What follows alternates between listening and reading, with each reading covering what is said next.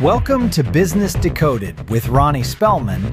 We crack the code so you don't have to. Welcome to the Business Decoded podcast with Ronnie Spellman. I have Stefana Naicu joining us. She's the head of Helvex USA.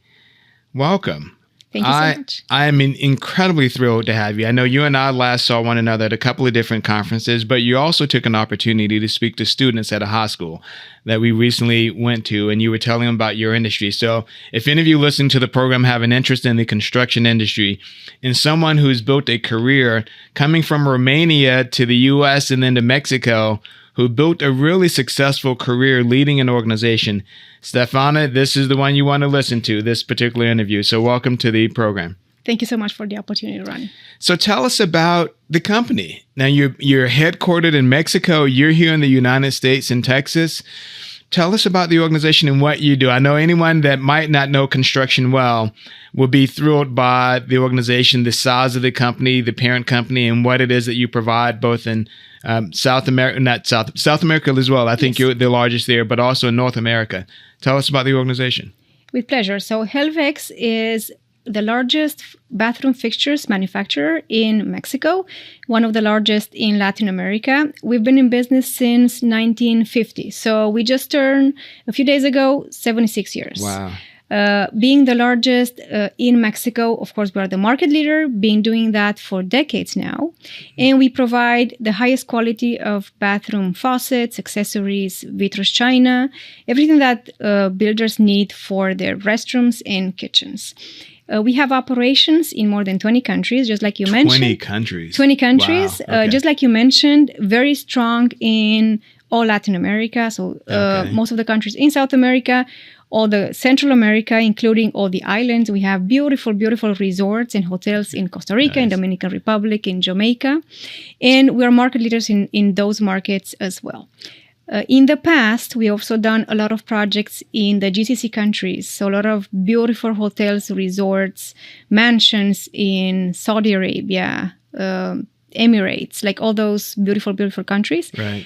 And also, of course, the US. That's where I'm leading the project. Been doing business in the US for decades now, but with Helvex brand, we started in 2022, trying to get our foot in the market with a very, very disruptive strategy that we have right here. So tell me, for those people not familiar with your name, the company name and your product, who would be a name in the U.S. that people would be more familiar with, that would be a competitor, just to kind of give them some understanding of what you provide? Of course. The name that everyone knows, Kohler, yes. Definitely Kohler. comparable to Kohler on the residential side and Sloan on the commercial side. Okay. What makes us strong is that we have products for both residential and commercial markets. Okay. So that's why I mentioned Kohler and Sloan, yes. So you get an idea of both market segments. Now, your products, though, are really good quality products. If I remember correctly, you manufacture mostly in Mexico, right? But you manufacture a lot of your components as well. They're really high end. They're not coming from another country. They're not using like a lot of plastic products to make up the components for your products. So tell us about your quality. I was just intrigued. I used to work in home building for a long time and looked at a lot of products for multi-million-dollar homes, but yours is top of the line. Well, I think that's what makes us truly special. So we are truly vertically integrated. What that means, we have our own factories. We have an industrial complex in Mexico, and we start from refining our own alloys in the faucet division. So we literally have the metal that we refine, and we control the process from that point to distribution. We manufacture more than 97% of everything we sell. So just like you mentioned, 97. Even the tiniest components are manufactured by us. Sometimes the washers for a faucet, if you have a faulty washer, the faucet is going to fail. We manufacture those. So we make sure that our quality stays in every single detail. Well, you know, it's interesting. You mentioned the washer, and you're absolutely right. You can have this beautiful product, very expensive porcelain or whatever materials you're using, and then you can have a washer that will cause the entire thing to fail. And so having an inferior washer can make a huge difference, right? Definitely. Yeah. And also something else, us being manufacturers, even if you get a faulty washer, we have spare parts for everything. So as we control the process, we will service the product for many years to come. And here where it comes, the values of the company and us being a Mexican company. The Mexican and Latin American market, it's a repair market. It's not a change market like the US. Sure. In the US, if you have a faulty washer, what happens? Usually you just take away the whole faucet and you replace it with a new one. In Mexico, you repair it. You fix it. And that's what we're bringing into the market. It's like, okay, let's switch from a replace market to a repair market. Right. And that's something that the customers really, really appreciate here in the US. You know, I hate to say this publicly, my producer might shoot me for this, but it seems like so many of the products, you're right, it feels like even with cars, so many things have become disposable. Things that you used to repair and keep for many, many years. It seems like copiers is an example. It's almost easier and cheaper to replace the whole copier machine than to buy the ink because the ink is so expensive. Yes. So it's really fascinating that your model is not only vertically integrated, but the whole premise is buy a quality product and then keep it lasting, keep it going. What's neat, though, is that, and I think people might confuse high quality with high price. Yours isn't high price per se, but it's higher quality than what we might often find, right? That's correct. And the reason we're able to do that here in the market is we implemented a few years ago a very disruptive strategy where we're going direct to the builders, getting the product specified with the architects and selling to the builders or to the plumbers. So that way we're able to offer a better quality of product at a very, very competitive price for the market. What is that competitive price look? Not in dollar amounts, but how much can you generally save? What are you finding in the market, especially here in the US, on what you can save against other competitors? So the idea of saving and getting a better product, I've been in operations for a while. I've been helping companies create efficiency. And what I've been telling them is that I can deliver a higher quality product, more efficient, and save you money. So a lot of times they don't believe me, right? Because you think, how can you give me something better and cheaper? It doesn't compute. It's hard to believe, yes. Right. So in our case, we can bring savings down 20-25%. That's huge. But what we're doing, because you're right, they're not going to believe it. Like, okay, something is going to fail down the road. Right. So what we do in projects is like, okay, I know it's hard to believe. I know it's a brand that you might don't know of. I mean, if you go to Mexico or Latin America, you're going to see Helvex everywhere. But here, you might don't know of it. Right. So what we do, we offer product sampling. Okay, take this faucet, take these flush valves, test it for a few months in your office, in your house, and see how it works. Oh, interesting. See for yourself that actually what we say, it's true. That the quality is there, even though the price might seem unreal. Sure. Because of the quality you're getting. Right. I feel like that's a Costco where you get to go in and sample the product before you have to purchase it. But that's one of the best marketing that we can have. I mean, you can show them a beautiful product, great price, beautiful picture, factory pictures, but actually touching the product, see how it works. Agreed. It makes all the difference. Agreed. The other thing that I think is worth pointing out that a lot of people don't calculate into their model. So on the original purchase, you can get a better quality product for cheaper.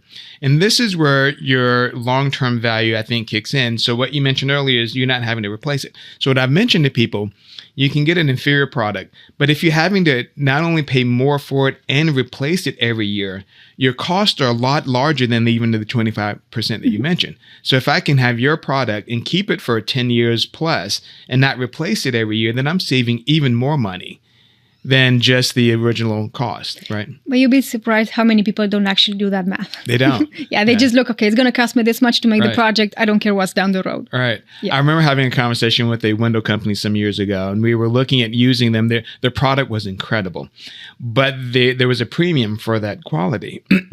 And so what they said to me, Ronnie, you should buy this product. And I was buying it across thousands of homes. You should buy this product because we have an unlimited lifetime warranty. But the problem was it wasn't completely unlimited, no lifetime. The product lost it lost the value after we estimated that the product, because the product didn't convey with the home. Okay. So people were changing their homes about every 7 years. So what I said to them is that it's like a 7-year warranty essentially because it didn't convey with the home. So we had a really spirited debate about it. But you're right, they don't calculate all of those items. For me, having to pay the amount of money that I had to pay for these windows, that in theory were only valued for 7 years. It just changed the modeling on it, and people aren't making those calculations. That, or sometimes when you have like an extended warranty, for example, let's say we have 65 years on toilets. The first thing that comes into their mind, because it's a replace market, like a disposal market, like, I'm not going to keep this toilet for 65 years. Right. Yeah, but you're going to have the peace of mind that if you're keeping the toilet for 10 years, for 15 years, you're not going to have issues. And also when it comes to a toilet, people think they change it so often. You don't. Right. I mean, you do keep a toilet for 15 years in your house. You might not keep the faucet. You will keep the toilet though. Right. Yeah. You just made me think of a conversation I had, the idea of talking about toilets. So when we were changing our supply chain management process at an organization, we were making people category experts. And the team really didn't like the model because at that organization, they purchased across all of the products that made up our final product. And someone said, look, I don't want to become the expert in porta potties. That's not where I want people to think of me from a professional standpoint. And so, but no, you're right. It's still a product that's needed in homes and commercial facilities and the like. So it's actually interesting to talk to about toilets. Right? Well, I use it as a joke sometimes when I meet someone that is not from the industry, like, what do you do? I sell plumbing fixtures. And they're like, they cannot envision why I sell it. Like, toilets. Right. Everyone can envision a toilet. Yeah. And everyone uses one. And everyone needs one, yes. So tell us about the organization. What's your goal now? Now that you're expanding into the U.S. market, you said it's a different kind of market than you've had in your other locations. What is it about the U.S. market that's really attractive from a business perspective? Well, I think that for all companies outside of the U.S., the U.S. is like the nice and shiny jewel that everyone wants to have. But for a Mexican company, when you tend to expand, you come into the U.S. I mean, we're so close, so we want to strengthen those relationships. And of course, starting with Texas, it just makes more sense. Right. Also, what we understand, I mean, we are the largest manufacturer, the largest company in Mexico for plumbing fixtures in the past decades, very strong in Latin American market, but still those markets are limited. Sure. So the growth of the company, the real growth of the company is going to come from the U.S. just because how big this market is. Right, it is. But you're part of that North American family, so you're right next door between. Correct. And honestly, I've seen in the past few years things changing and U.S. companies actually appreciating Mexican companies more, Mexican manufacturers. In the past, they could not envision that quality comes out of Mexico. But in the past few years, with all the China, tariffs and all that, Mexico has a very, very privileged position to actually start to build stronger relationships with the U.S. Now, you're not just the largest plumbing company, fixture company in Mexico, but you're one of the largest companies there as well. Of all the companies, I don't know where your ranking is, but you've done well at growing the business in 76 years in Mexico, and you're quite a reputable organization, very well respected company. Correct. I mean, the company has been very, very blessed. We are a family-owned company still, and we'll be a family-owned company. We had our CEO and president, Mr. Barber, actually, he just retired from being a CEO in May. So he's been with the company for decades, and he's now the president of the board. So being a family-owned company, you're really able to keep those values that the founders had. Right. I think that's the only way to keep that legacy, being a family-owned company. Now, how did you get the support and nod to run and expand into the U.S. market? What was it about your work? And then I want to go back to your background because I think it says a lot about where you are today. But why did they tap you to come to the USA to run this part of the business for them? Well, I'm not really sure about that. I'm not really sure about that. Well, it's because you're good at what you do, but I think it was, I saw like something very, very natural. I mean, I got in with the company in 2013, always focused on export markets. Okay. So started for a few months focusing on Latin America. After that, in the US market with the company that we owned previously in California. So my most of my experience with the company has been focused in the US. Right. So when they decided to create the company with the Helvex brand, the director at that point pointed me to support him to get into the U.S. market because I already had years of experience with the U.S. market. Because also my background being European, it was also a little bit more aligned with the way business is done in the U.S. market.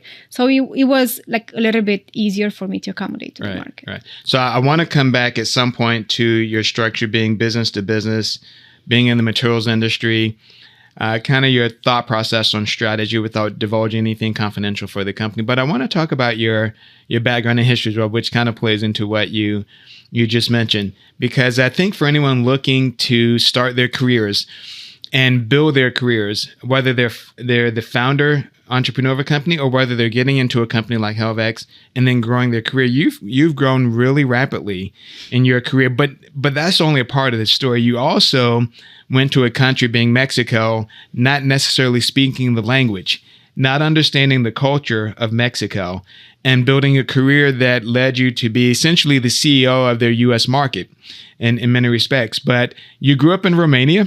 Yes. Born and raised in Romania. You took a trip to the U.S., which is where you met your husband in Tennessee. You married and then moved to Mexico and then began your career 13 years ago. And you started out as a projects coordinator, if I remember correctly. So from projects coordinator to heading all of sales, right, I think, for the company, and then moving to the U.S. That's an incredible amount of growth and change and resiliency and learning a new language and the culture and being successful at it. Thank you. Did I summarize that pretty well? Yes. It sounds a little bit more complicated than I actually felt. Sure. But yes, it was definitely a change moving from Romania to Mexico. I moved when I was 24. So I was pretty young when I moved. Right. It was different. I was right after college, right after finishing my master's. So having like the student life, moving to a different country. I understood a little bit of Spanish. At that point, I had to take a few months of classes to get a little bit more acquainted. It was quite a struggle. I jumped after that right into being married, a new country, a new job, like my first formal job. Right. So it was like everything at the same time. But fortunately, it just worked out. It was culturally wise, it is different, but not as different as you might think. I mean, Romania, it's also a Latin country, where like the Latins from the East. Okay. I think not too many people know. So still like a lot of like faith-based, family oriented. So that was something that comes from my background as well. But also a lot of things that I was not very, very aware or pleased to in Mexico. Moving to the USA, I was actually like a breath of fresh air. Okay. Because I already lived in the US 8 months prior to moving to Mexico. Sure. So that change was not as hard as moving to Mexico. It was harder on my husband because that was his first change. Right. But fortunately, it worked actually pretty well. Right. When do you think, so after joining Helvex in 2013, when do you think you realized that this is a great place for you to be? Because you've been there ever since. As your first job, it seems unusual today to go to your first real job and then stay there for as long as you stayed. A lot of people move around to get the growth. But you've been able to grow within staying in the company. But when do you think you realized that this was the right place for you and that you had an opportunity to grow your career? I think it was pretty early in my career. After a few months, I started working marketing for the Latin American market. Okay. But trying to pick interest on the U.S. market. And back in the days, the U.S. market also had operations in the Middle East. Okay. So once an opportunity opened for the U.S. market, doing customer service, technical service from Mexico, but for the U.S. market and for the Middle East, that piqued my interest. When I was given that opportunity, I saw that that's a company that you can actually make a career of. And if you are hardworking and you show interest in other areas, they're going to support you doing so. Right. And you're working in the construction industry, which alone can be complicated because a lot of people grow up in the industry. And I remember when I worked in construction, I was new to the construction. I mastered it really, really well.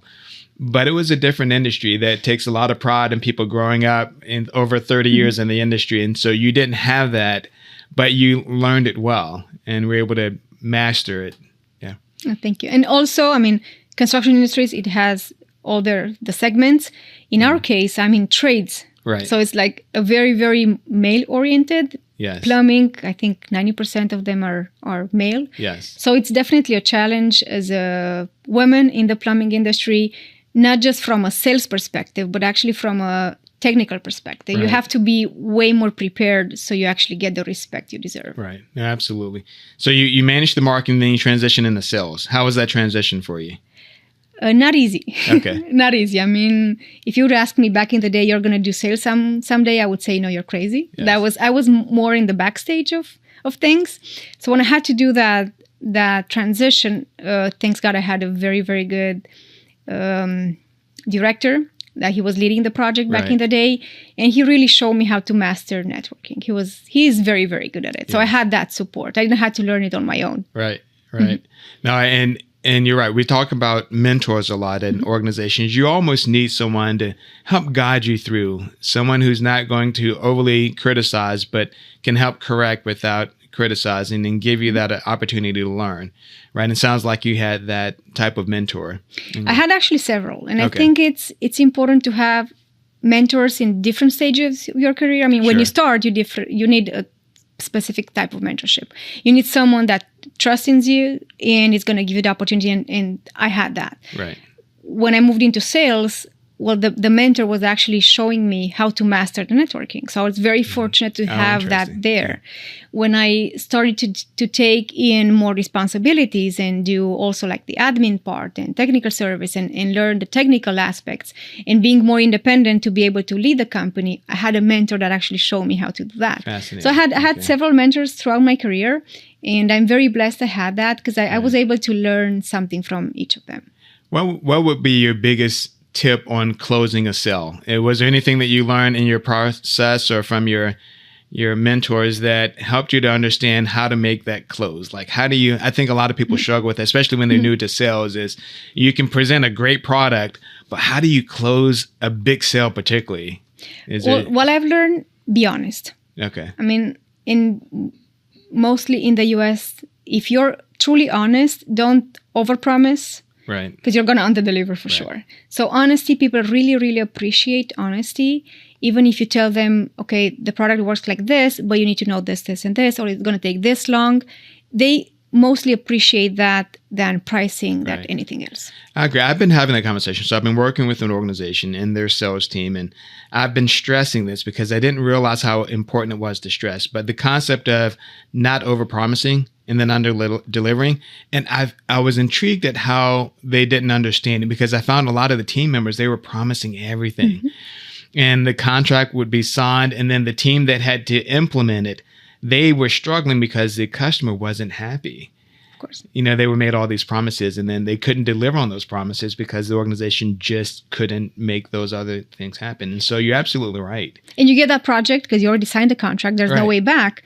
But what about word of mouth? What about getting actually a recommendation? No, that's where work. Correct. That's where it stops. So being honest, it's going to get you way more future work than the other way around. Now, you mentioned that you were disrupting the market, the plumbing market here in the U.S. It seems like you're a transformative type of company in the process of disrupting. What do you mean by that? What does that look like? Well, traditionally here, the market goes from the manufacturer, reps, wholesaler, showrooms in some cases, down to the plumber, down to the project. Yes. In our case, what we do, we go directly with the architect to get the product specified, architects and designers. We go to the developer so they actually know the value they're getting for their projects and how the product actually complements everything they're doing.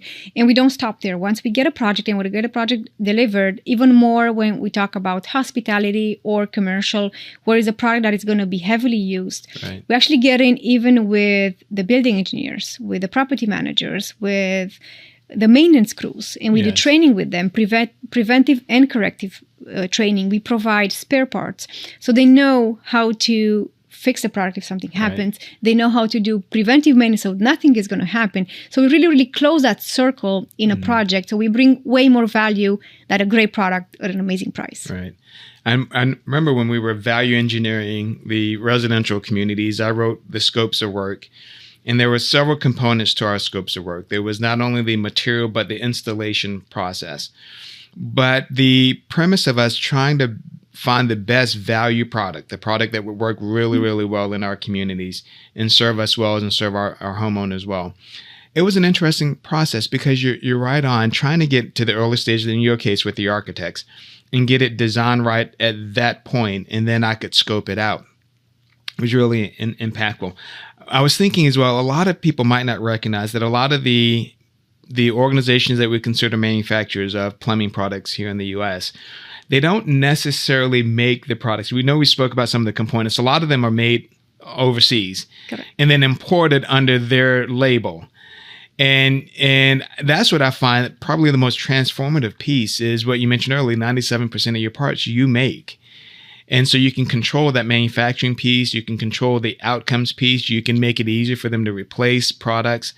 That is absolutely disruptive in many ways. And that's in our DNA. So that's not going to change anytime soon. That's something that the founders had in mind, and it just has stayed with the company for 76 years. And you are business to business. So who would be the ideal client for? I know you say architects, but what does that client base look like for you? Who would you trust? So if someone's listening to the program, in fact, I was talking about you on a recent trip because this person worked for one of the others, manufacturing, and I was telling him about yours, and I said, you need to go check them out. They're really special. But who would be your preferred clients? Not, anyone can come to you, but who do you try to work with the most on the business to business side? So ideal client is someone that doesn't only look at price and giving a 1-year warranty to their customers. So they want to bring more value to the project. They want to have something different. Of course, architects or designers, they get the product specified, but also we get a lot of developers. Developers are tending to be more involved in their projects, not just from a budgetary standpoint, but also what goes in it. There's so much competition in the market nowadays that they need to be different. So materials, that's where they look. Our ideal customer, what I would say is build to own to rent. For example, we have one of our largest customers that we have a great relationship with. They build their own A-type office buildings. Okay. They own them and they do the property management and they have their own engineers on staff. So that's, for us, it's amazing because you work with them from a development standpoint. You pick the products that are actually going to go with what they're looking for from a design standpoint, from a performance standpoint, like water pressures, water consumption, all that. But also they have the peace of mind that once the project is delivered and installed, we work with their property managers, with their engineers, that they know how to properly operate the building in our fixtures. So that's fascinating. So not only the actual developers on the front end, developers and architects, but you also work in the property management. So particularly if they're doing major renovations for those properties, you can work with them to be a part of that process. Correct, yes. Okay. So what's next for you now? You've been here in the U.S. and Texas as you expand for a couple of years, right? 3 years now. It's 3 years, but you started down in Houston. Yes. Right? Okay. And started now in Houston, in Dallas. To Dallas, correct. And what's next for you? As you continue to expand knowledge and awareness, but what's next for you? So your target is Texas, grow here, and then expand across other parts of the country, or are you already expanding in those other parts as well? Already expanded to other other states in the U.S. Our main focus is Texas, but we have independent reps in other states. People that know the brand, that they approached us saying, hey, I have projects that I'm working on. I would like to be able to actually specify your product. Okay. And so we've been doing that for a few years now. So we have projects in California, like San Diego, the Bay Area. We've done some projects in New York. I'm doing a project right now in Miami. So we do have projects outside of Texas, but our main focus, like boots on the ground, it is Texas. Okay. And mostly the subcontractor, the architect market, not necessarily in the building supply stores. Can they find your product? That's correct. Okay. That's really exciting. So from a legacy perspective, I presume you have a new CEO. You mentioned and it's still within the family, presumably? No, it's actually the first CEO not in the family. Really? But he's been in the industry. He's been in the industry in Mexico for decades. Okay. He has a lot of market knowledge in Mexico for building materials. He's been CEO for other major companies, one of the biggest companies in Mexico. Okay. He also has a lot of experience in the U.S. market. So he brings a lot for the company. It's going to be a very good change for us. That's exciting. But first month without a CEO from the family. I read about another company going through that transition, and it's definitely a transition. It's just different. In fact, I think one of the companies that I saw recently, and I'd have to double check this, but I think White Castle was one of those companies that's been around for a long time here in the States. And I think they just hired someone for the first time to run it that isn't part of the family, if I remember correctly. But those are great transitions to have for privately owned organizations. Definitely. As you continue to expand and bring new energy to an operation. I'm sure it's going to be for the best of the company. We already see a lot of good changes. But yes, it is a transition. Yes. So for you and kind of your growth and what you've learned, if you had to pick a few concepts, a few business decoded ideas, and helping the next leader who wants to follow in your footsteps, what advice would you give them? What would you say to them to help them navigate their path to grow like you did in a fairly short period of time to leading a significant operation? I would say trust in yourself. That's something that I was lacking still a little bit. Okay. But I think... But yet you did it, though. Yes. Yeah. Yes, I did a lot. Yes. I think I was my worst enemy. Right. And I think that tends to happen a lot. Mostly if you're a woman in a male-dominated industry, that tends to happen a little bit more.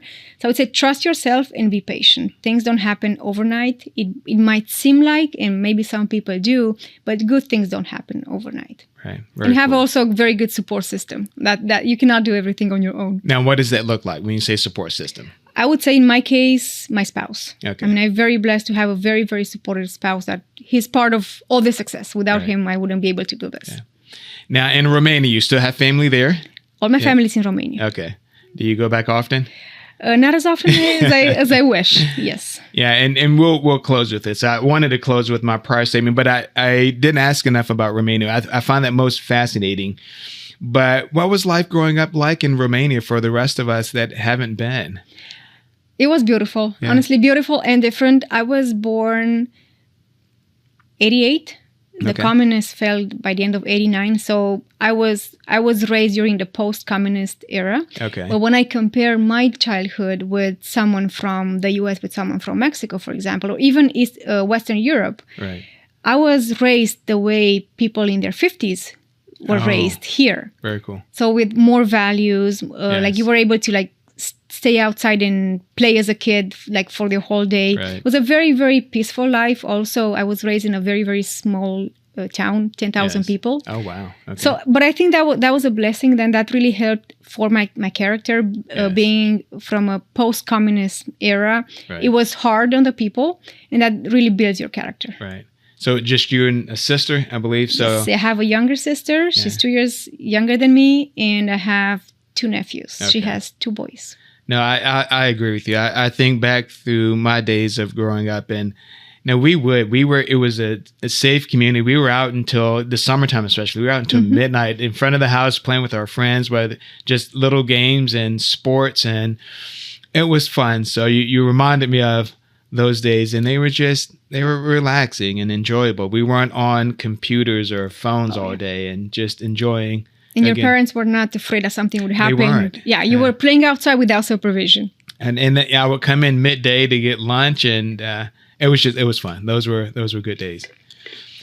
Stefana, thank you. I know that I've been wanting to have you on the program for a while, and I'm so excited, having worked in construction industry, about your product and what you're doing to disrupt the industry and bring a good quality value product today. And it's exciting. I can't wait to see where you continue to grow here in the U.S. market. Thank you so much for the opportunity, Ronnie. Appreciate it. So make sure that you forward this podcast to your friends. You subscribe to our program on every outlet that you can, from Spotify to iHeart to YouTube, and become a part of the Business Decoded family. Thank you for joining us on Business Decoded with Stefana and Ronnie Spellman. Thank you. Stay ahead of the curve. Subscribe right now. We will see you at the next episode.